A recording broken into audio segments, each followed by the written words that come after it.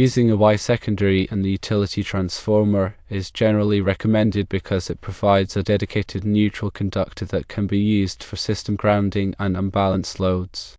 Running 4-wire, that is 3-phase plus neutral plus ground, to the motor control center is a prudent choice, especially if single-phase loads exist and voltage imbalances are to be avoided.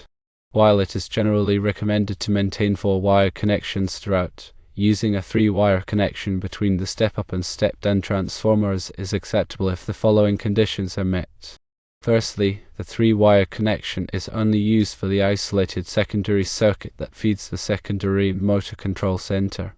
Secondly, the secondary motor control center has its own dedicated grounding system bonded to the primary ground grid.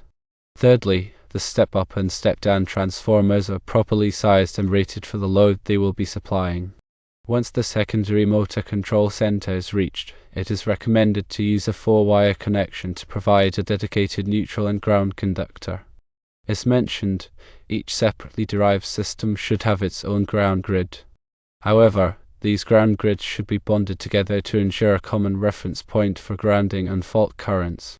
Your proposed configuration with a Y secondary transformer, 4-wire distribution to the motor control center, and a step-up/step-down transformer with 3-wire connection to a secondary motor control center can be acceptable if the conditions mentioned above are met.